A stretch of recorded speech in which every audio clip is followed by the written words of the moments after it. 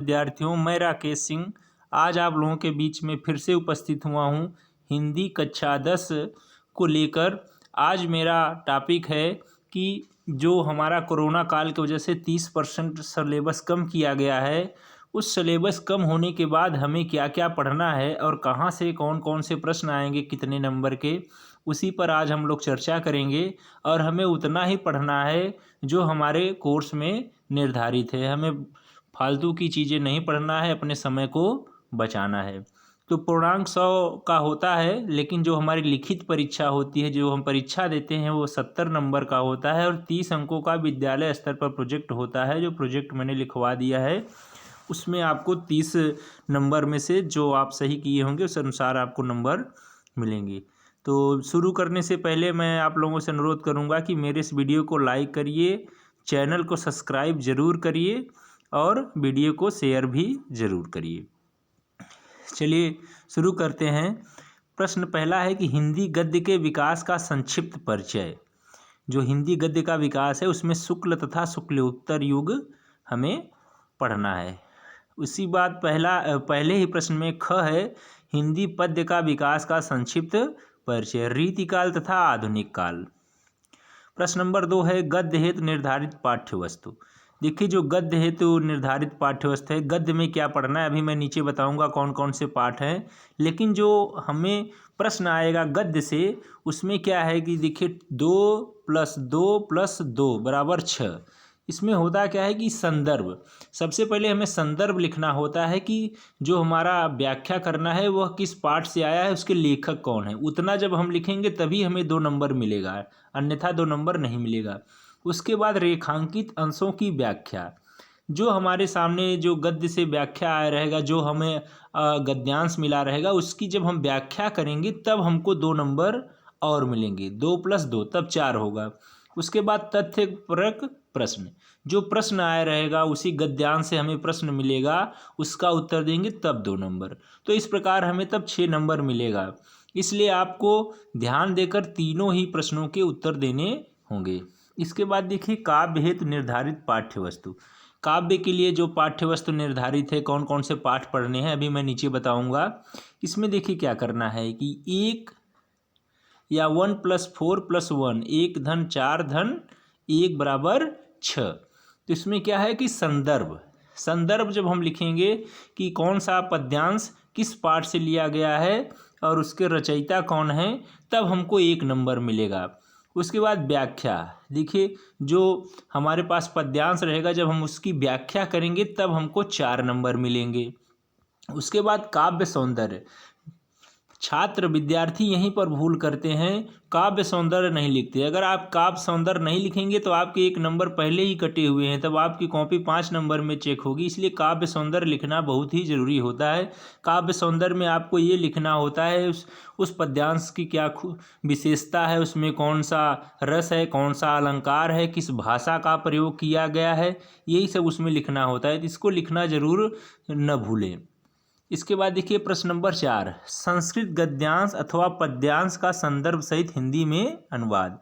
जो हमारे संस्कृत के पाठ हैं उसमें से कोई एक गद्यांश या पद्यांश में से हमें उसका संदर्भ सहित अनुवाद करना होगा, उसको भी लिखना होगा और किस पाठ से लिया गया है, और उसका हिंदी में अनुवाद करना होगा। 1 धन 3 = 4।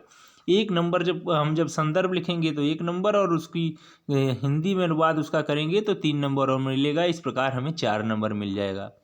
इसके बाद निर्धारित पाठों के लेखकों एवं कवियों के जीवन एवं रचनाएं। जो हमें जिन जिन पाठों को पढ़ना है उसी में से लेखकों और कवियों की जीवन परिचय आएगा और रचनाएं आएंगी, उसको हमें पढ़ना होगा। फिर देखिए संस्कृत के निर्धारित पाठों से कंठस्थ एक श्लोक।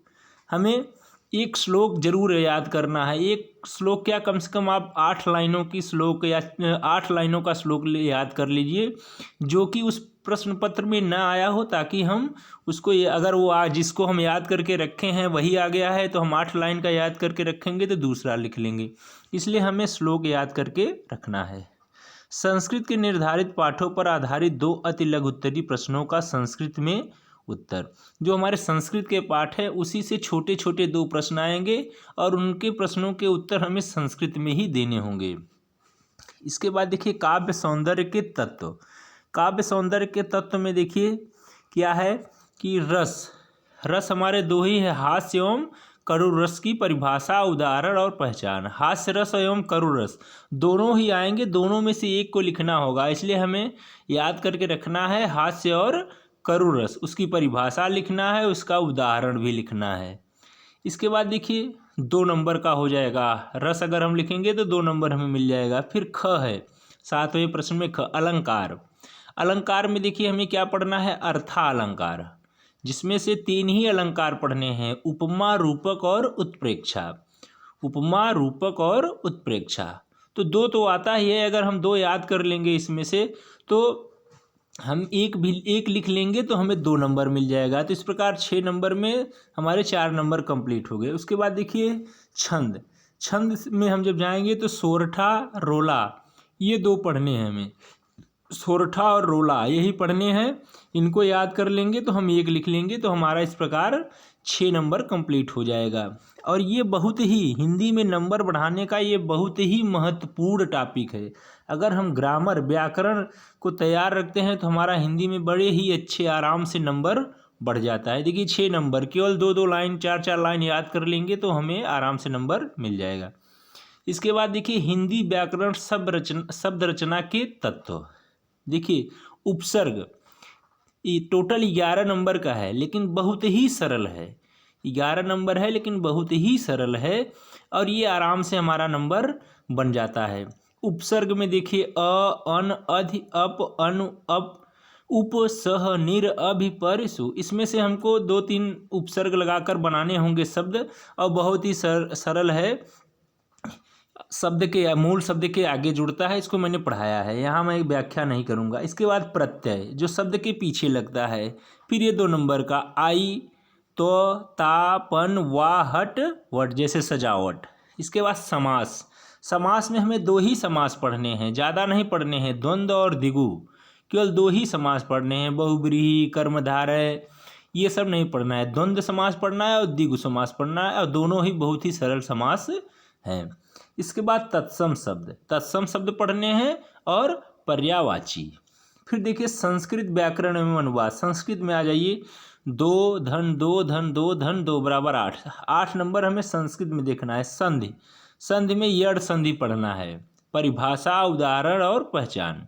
शब्द रूप, सभी विभक्तियों में, वचनों में। संज्ञा, फल, मति, मधु और नदी, फल, मति, मधु और नदी, इन्हीं चारों में से हमें मिल जाएगा। धातु रूप, लट, लोट, लिट, विधि, लिंग और लंग लकारों में, पठ, हस। फिर हिंदी के सरल वाक्यों का संस्कृत में अनुवाद। हिंदी के कुछ छोटे सरल वाक्य आएंगे, उसका हमें संस्कृत में अनुवाद करना होगा। फिर देखिए निबंध, 10वां प्रश्न रहेगा हमारा निबंध।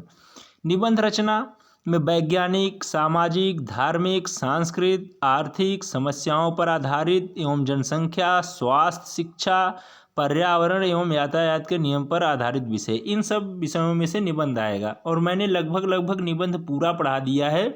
अगर आपने मेरा वीडियो देखा होगा तो आपको निबंध में कहीं भी दिक्कत नहीं होगी। फिर आगे देखिए खंड काव्य संक्षिप्त कथा वस्तु। हमारे यहाँ तुमुल खंड काव्य चलता है, और उसको मैंने बड़े अच्छे से मेघनाथ का चरित्र चित्रण और लक्ष्मण का चरित्र चित्रण और तुमुल खंड काव्य की पूरी कथा वस्तु को मैंने पढ़ा दिया है। तो इस प्रकार आप लोग वीडियो को देखिए, आपकी अच्छी तैयारी हो जाएगी। 11 प्रश्न आएंगे टोटल। देखिए आंतरिक मूल्यांकन में प्रत्येक 2 माह के अंतिम सप्ताह में, इसको भी मैंने मूल्यांकन ऑनलाइन भी पढ़ा दिया है, ऑफलाइन भी विद्यालय में मैंने बता दिया है। अब देखिए हमें क्या क्या पढ़ना है। निर्धारित पाठ्य वस्तु हमारा गद्य से देखते हैं। मित्रता, रामचंद्र शुक्ल, मित्रता पहला पाठ है, इसको पढ़ना है। ममता, जयशंकर प्रसाद द्वारा ममता पाठ पढ़ना है। फिर है तीसरा भारतीय संस्कृति, राजेंद्र प्रसाद ने लिखा है, इसको पढ़ना है। फिर अजंता, भगवत शरण उपाध्याय।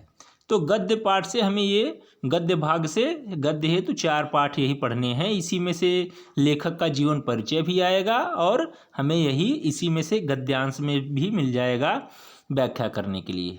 आगे देखिए काव्य हेतु। काव्य हेतु जो निर्धारित पाठ्यक्रम है, सूरदास पद है, तुलसीदास धनुष भंग, वनपथ पर, इसको मैंने पढ़ा दिया है। रसखान सवये कवित्त, इसको भी मैंने पढ़ा दिया है। बिहारी लाल भक्ति और नीति के दोहे, यह भी मैंने पढ़ा दिया है। रामनरेश त्रिपाठी स्वदेश प्रेम, यह भी मैंने पढ़ा दिया है। मैथिली शरण गुप्त भारत माता का मंदिर है। महादेवी वर्मा हिमालय से। सुमित्रा नंदन पंत चींटी, सब मैंने पढ़ा दिया है। माखनलाल चतुर्वेदी पुष्प की अभिलाषा। सुभद्रा कुमारी चौहान झांसी की रानी की समाधि पर, यह भी मैंने पढ़ा दिया है। अशोक वाजपेयी भाषा एकमात्र अनंत है। श्याम नारायण पांडे हल्दी घाटी, ये काव्य है। तो इतने ही पाठ हैं, हमें इससे ज़्यादा नहीं पढ़ना है। इसके बाद देखिए संस्कृत हेतु, संस्कृत में क्या पढ़ना है। वाराणसी पाठ, देशभक्त, चंद्रशेखर, छांदोग्योपनिषद, खष्टोपाध्याय, भारतीय संस्कृति, वीर वीरेण पूज्यते, आरूढ़ी श्वेतकेतु, संवाद और जीवन सूत्राण, प्रबुद्धो ग्रामीण, सब मैंने पढ़ा दिया है। इतने ही पाठ पढ़ने हैं। इसके बाद देखिए ये जो हमारा तुमुल खंड काव्य है, इसमें देखिए ये तुमुल खंड काव्य 4 मंडलों में चलता है। वाराणसी, इटावा, बिजनौर, जालौन, बदायूं। तो हमारे यहाँ पर हमारे भदोही जिले में तुमुल खंड काव्य चलेगा। तो इस प्रकार मैंने आपको बता दिया कि कौन कौन से पाठ पढ़ने हैं और किस गद्य से, पद्य से, संस्कृत से कहाँ से कितने नंबर के प्रश्न आएंगे, यह सब मैंने बता दिया है। अब इसी के अनुसार आप तैयारी करिए। परीक्षा में बहुत ज़्यादा समय नहीं है, अपने समय को न गवाइए और पढ़िए मन लगा के। धन्यवाद।